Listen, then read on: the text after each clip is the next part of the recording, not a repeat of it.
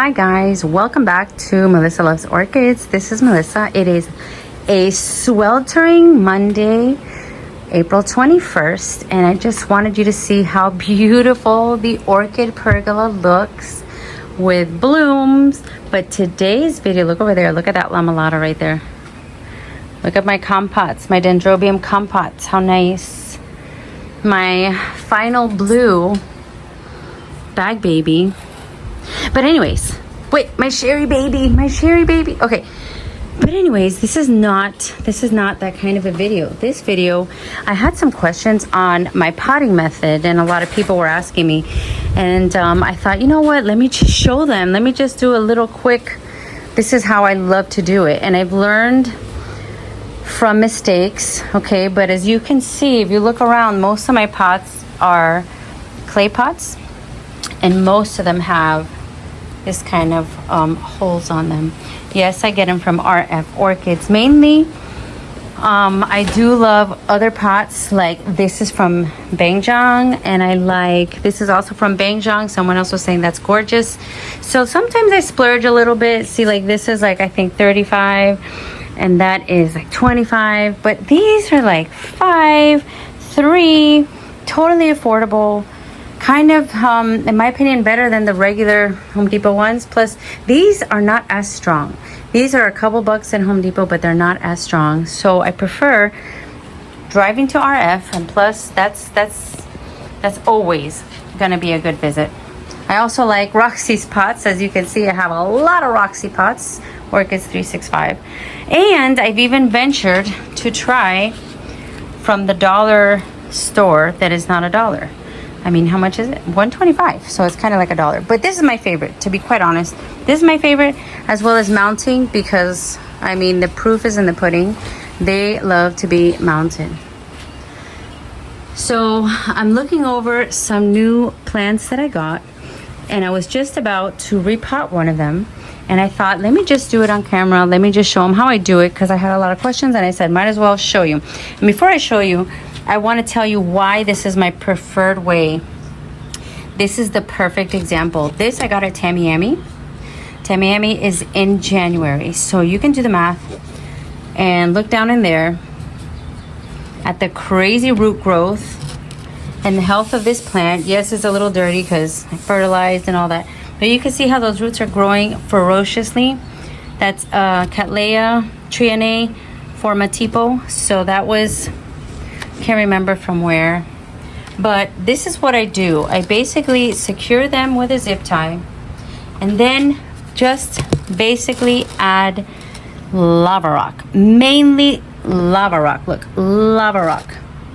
It's the best way that I have found in Miami with all the humid and rainy days that they are not going to rot. And I've had rotting before, so I want to do everything in my power to make sure that I don't rot my plants. So most of mine are in this kind of situation, so this video is going to be to show you exactly how I do it. All right, hi guys. So this is going to be a, you can't see my face video because I just came from school. My hair is all right, we're back. I set up the camera so you can see actually what I'm doing. So let me show you the supplies. So for beginners, if you need to know the supplies, at least that I use, and by the way, disclaimer, I do things the way I see fit for my environment in my orchid pergola. I live in Miami, so you know what the weather's like. Like for example, right now, it's about 87 degrees, and I'm out here because I just figured that I want to get through all my repotting when repotting time is best. So what's the best repotting time? Let me tell you. Best repotting time that I have learned is definitely 100% when you see new roots growing. So I just got this, and I actually confirmed this is from Waldorf. This is Waldorf's information. If you want to know, they are in New Jersey. So this is actually the BL Helen cross with Self, which is a cross between Digbyana and Tenebrosa. It's beautiful. I got her on my last trip when I went to Apopka with friends, and I really loved her. This is the one that I had told you that it was not on sale because this was the sample, and they didn't want to sell the sample until all the smaller ones were sold. Well, all the smaller ones got sold, and they had said, okay, if you want to come back and it's still here, Well, I came back and it was there. And some people had asked for it and they hadn't sold all the ones yet. And so I felt very lucky to get this one. But anyways, what I'm doing now is not part of the demonstration. It's just kind of like you always want to peel this off and make sure that you look at it carefully and make sure that there's not any kind of bugs. Remember, in these sheaths are here to protect the new growth.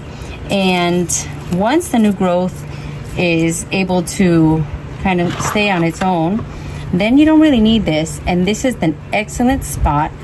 See the sheaths here? This is an excellent spot for little bugs to hide and shelter from you and eat away at the new growth. So really a good hiding place for insects. So if I have time, the patience, it's also kind of soothing to slowly peel away and make your plant look new again. I've also taken some with a little brush and kind of clean them off like this. Can you see the difference here? But you got to be very careful, because if you go low, then that's where you might bump into an eye, and you do not want to scrape off the eye. That's where your new growth starts. So anyways, let's get on to it. So today is going to be how I like to repot my cattleyas, because we're doing only this cattleya today, when I see that there's new growth. So that's the best time you want to repot, okay? You want to do it when you see new root tips growing, and usually many cattleyas will have new roots growing right after they bloom, or they are forming these as they are blooming. So this particular one has a lot of new root tips, so I have to be extra careful that I don't damage those. The other thing is, I do not go for plastic. I do not go for plastic in my conditions, because it gets way too humid, and in the summer it's going to rain a lot. So what's the first step? Very, very easy. By the way, disclaimer, I'm not an expert. I'm just telling you from my experience what works best. And if you live in similar conditions, look how easy she came out of here. If you live in similar conditions, you may want to adopt this strategy. It's up to you. So first thing I did was just remove her from here, clean off a little bit the sheaths, make sure that I don't see any kind of bugs or anything that's going to be concerning, okay? I left her acclimating for a little bit, and now it's time to look at the roots. So when do you know that the root is no good? Well, if you see that there's a root, let me see if I can show you an example.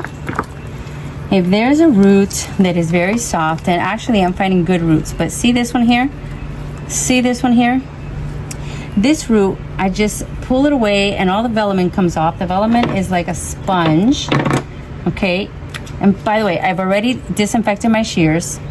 I had already torched them the other day, but in these spray bottles, I have alcohol, regular isopropyl alcohol, and after torching them all, I just do the alcohol just for just in case. This is the fun part. A lot of people don't like the repotting. I kind of love repotting. I don't know why. I'm, rare. You want to call me over and invite me for a repot? I'll say yes, sure. So I'm being very careful, and I'm what I call tickling the roots. This is where the new growth is. See, this is the newest growth. So this is producing all the new roots that's going to take over. These are the old roots over here. Some of these are going to be no good anymore, and I'm going to be cutting those off. If they're healthy, I'll leave them on. Really old pseudobulbs that don't look well, I can cut those off too if you want to save space. Okay, now very careful. Now I want you to notice, I feel vindicated that I am repotting this, because as you can tell by what's left on my fingers, the medium is degrading. It has cocoa fiber that is pretty much, see? It basically falls apart. All you gotta do is break it up a little bit. It has perlite. So another thing that I'm doing is it has some bark, but look, the bark is breaking like a potato chip. That's the consistency of the bark right about now, which means not that they put in bad media, but that it's done. This media has had its day, and now it is done. So I'm also looking at what they have in here so that I can give it as similar media as I can, if I want to go that route. But I think I'm definitely going to do the lava rock because that is working for me. So again, be very careful and very gentle around these new roots. So I'm sitting over here, I have some old little tiny pseudobulbs that don't even have a leaf on them. So I am considering just taking that off the rhizome if they don't look well. See, they almost, see, they come off by themselves. So I know this looks like a disgusting mess. Some of you are thinking, oh my goodness, she doesn't even have gloves, how gross. Well, you know what? I don't mind it. You can do as you want in your in your orchid garden or whatever garden you may have. Now this, they used it kind of to stabilize. Right now it's not doing anything because it fell. So I'm not going to put you through all of this. I'm going to attempt to take more media out of here. I'm going to use water and kind of tease. Sometimes one of these stakes that came with a phalaenopsis can kind of help if you put it through and then push it down, kind of like untangling hair. It helps you untangle the roots. And again, be careful with all the new roots. That is your lifeline. Roots are the life of the plant. You want to be very careful. I'm going to keep teasing. I'm going to add water to this, and we'll be right back in a few minutes. All right, so now we are back. This is what's left of the root system. What was in the center was kind of mushy, was kind of black. And then here I tried to touch it as least as possible because here's where you have the concentration of new roots and the healthy roots. And remember, a white root is not bad. Some people are saying, oh my gosh, shouldn't it be green? In Cattleyas, they should be white. They should be white, and of course they're not going to be perfectly pristine white because they have been with media. Probably in a clay pot or maybe in a plastic pot. So you're not going to have perfectly white roots. You're going to have roots that look the color of the media, of the bark. So this is what I have, and I could keep on going, but I want to just go ahead and just call it enough. You don't have, guys, we don't need perfection. You don't need perfection. You just need to give it a little bit of time, give it some thought, and that's it. So this is the pot that I'm going to use. I love these bowl pots, and this is going to be the strategy here. This has plenty of room to grow. Okay, now it would seem like this is where the curvature is. I want to do this, but that would be counterintuitive. Let me tell you why. This is the new growth. So what I want to do is push this against this side, any side, but this part is going to be in the middle because this orchid is going to grow horizontally this way. So this is where you need to have the space. And sorry for my dirty hands. You got to get your hands dirty if you are an orchid gardener. Now, this is going to be the hard part because I ran out of the long zip ties, but this is always what I do. I put a zip tie, which now I'm going to have to take two smaller ones and put them together, which is an option, I guess.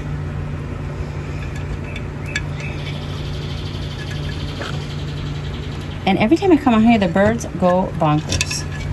So I'm going to take two smaller ones, connect them. Always do it like this. That way it can stay as flush to the bottom as you can. So attach it, and then here on this side, now what I'm going to do is I'm going to situate the rhizome. So this will wrap around the rhizome, and then I can put the new part of the plant towards the middle, the old part against the edge. That's what you want to do. So it's pretty obvious which is the new part. Now the only part that is worrisome is that I don't want to squish the new roots. So I won't be able to be, sometimes there's nothing in the way and I could just really zip tie it, but there's a good mess of roots that are still good here. So I'm going to try to attach it as best I can, then I'm going to situate it with the lava rocks. So what I wanted to do is I wanted to be around the rhizome and try not to mess up any new roots. They are very sensitive, the root tips, and some of them will not make it, but I want my orchid to be secure as much as possible. All right, so I don't want to go any tighter than that. The rest of them are going to be secure by me adding rocks right here and kind of trying to keep it to where I want it to be. I don't want it to move over and take up all the room like this. I want it to kind of hold up like this, and I don't want to squeeze anymore because I'm going to kill some new roots. So maybe a little tiny squeeze, and that's it. Okay, squeeze from the bottom. Now add rocks, and the rocks have already been pre-washed.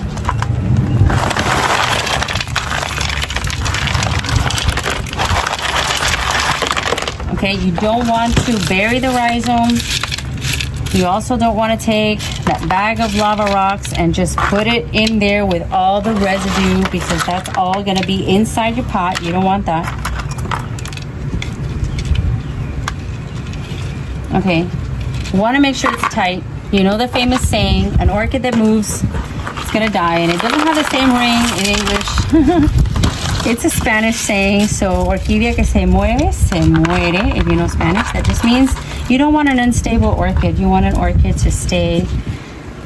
to be solid. Why? Why do you want the orchid not to move? Because it's important to know why things are the way they are. Well, those new root tips, that's the whole thing. They are very sensitive. They break off. They're growing. Imagine, it's like a baby, right? So if it's moving, break off the root tip, and that's the end of that root. It's not going to continue to grow. So you want to make sure that it is solid and it has a stable environment where it can just attach. So I am pretty happy with how this turned out. Tiny little tug at the bottom before I give it a snip. And I snip off the zip tie. Pretty happy with that, guys. And don't forget, do not forget your tag. Stick it in there some way, somehow. And that's it. I love it. She is stable.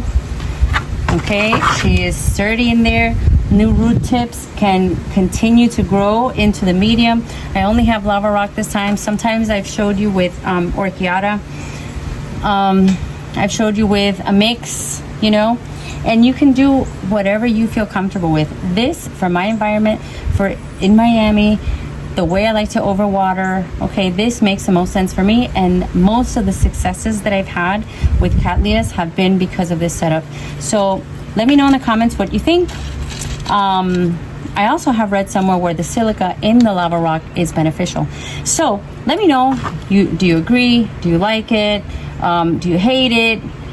Give me your opinion. Remember, it's your opinion, so you can tell me whatever you want, as long as you keep it nice, okay? So let me know what you think. I hope you make time for things you love, because I love you guys. I hope you have a great day. See you next time. Bye.